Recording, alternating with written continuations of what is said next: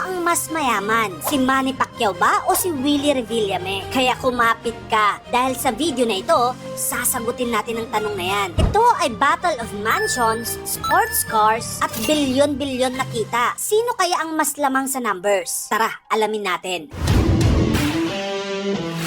Simulan natin sa unang kategorya, house properties. Si Manny Pacquiao ay may kabuuang 10 properties na naglalaman ng iba't ibang mansyon, resorts at mga rest house. Una, meron siyang Pacman Beach Resort sa Sarangani. Meron din siyang Boracay West Cove Resort at meron din siyang mansyon sa Forbes Park, Makati na nagkakahalaga ng 1.5 billion pesos. Ngayon, binebenta na niya yan. Meron din siyang mansyon sa Dasmariñas Village located rin sa Makati. Meron din siyang 2,300 square meters na mansyon sa General Santos City. Malapit lang din doon ay yung tinatawag niyang The White House. Samantalang sa Binyan, Laguna naman ay merong rest house si Manny Pacquiao. Take note, hindi lang dito sa Pilipinas merong property si Manny. Meron din siyang mansyon sa California na nagkakahalaga ng 108 million pesos. And of course, yung luxury mansion niya sa Beverly Hills na itinuturing na pinakamahal na village sa buong mundo. Yung mansyon niya doon, 700 million pesos. Kaya naman ang total value ng mga house properties ni Manny Pacquiao ay humigit kumulang 3 billion pesos. Pero papahuli ba dyan si Willie Revillame? Of course hindi. Merong tinatawag na enchanting house si Willie Revillame sa Tagaytay na ang presyo ng property na yon kasama yung mga nasa loob ay nasa 2 billion pesos. Meron itong parking para sa helicopter at napakalawak na garahe para sa kanyang mga luxury sports car. Meron din siyang tropical house sa Ayala Heights, Quezon City na binili niya sa halagang 80 million pesos. Katapos, pinarenovate niya ito ng 145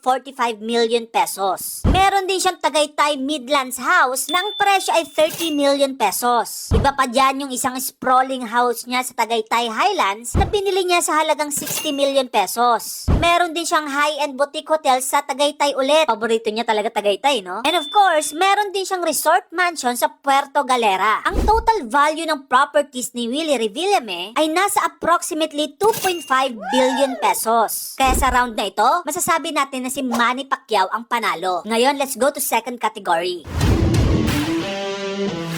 Ngayon, pag-usapan naman natin ang mga sasakyan. Si Manny Pacquiao ay may dose-dose ng luxury cars. Pero pag-uusapan lang natin yung 10 dito. Una, meron siyang Cadillac Escalade worth 20 million pesos. Meron din siyang Hammer H2 worth 6 million pesos. Of course, meron din siyang Lincoln Navigator nang presyo ay 16 million pesos. Andyan din yung Ford Expedition niya worth 4.4 million pesos. Ito pa, meron din Pajero si Manny Pacquiao worth 3 million pesos. And then andyan din yung napakamahal niyang Ferrari 458 Italia worth 23 million pesos. Andyan din yung tangke ni Manny na Inca Center Civilian Waterproof worth 55 million pesos. Eto pa, meron ding helicopter itong si Manny Pacquiao. Meron siyang Bel-J helicopter na ang presyo ay 180 million pesos. And of course, nandyan din yung yate niya na Sarangani's Pride na yate worth 25 million pesos. Kasamang 3 jet ski na 1 million pesos bawat isa. Andyan din yung kasalukuyan niyang pinapagawa na napakalaking The Queen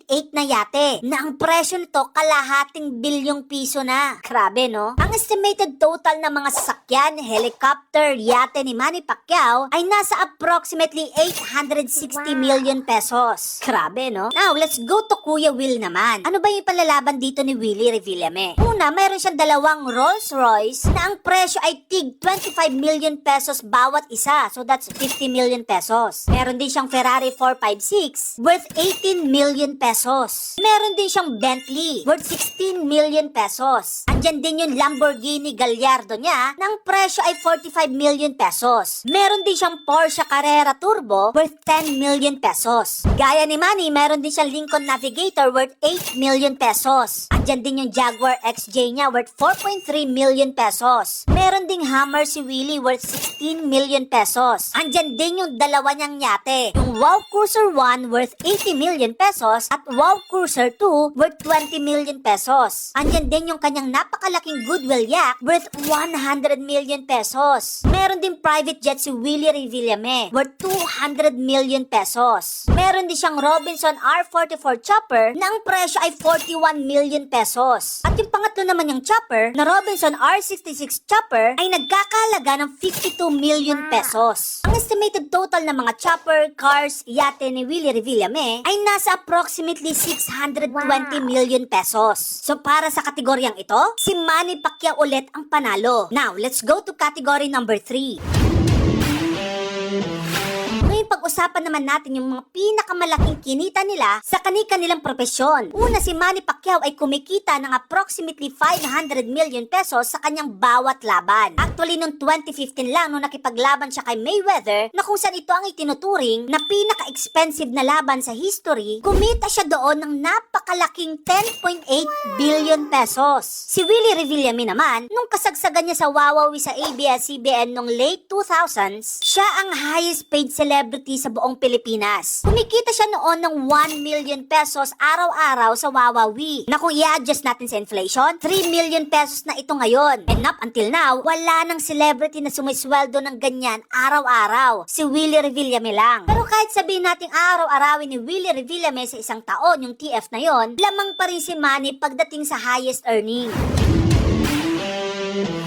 As of now, si Manny Pacquiao ay may net worth na 14 billion pesos. Kahit hindi na siya active sa politika at acting ngayon, siya pa rin ang pinakamayamang celebrity sa Pilipinas. Si Willie Revillame naman ay may net worth na 4.3 billion pesos. Kahit na hindi kasing taas kay Manny, aarte ka pa ba sa 4.3 billion pesos na yan? Kaya naman ang sagot sa tanong na kung sino ang mas mayaman sa kanilang dalawa, walang duda na si Manny Pacquiao ang mas mayaman. Pero hindi mo pa rin maikakaila, talagang sobrang yaman din ni Willie Revillame. Kung gusto mo pa na magatong klaseng video tungkol sa kita ng mga idol mo, dito lang yun sa channel ko, kaya follow ka na. Yun lang, maraming salamat sa panonood!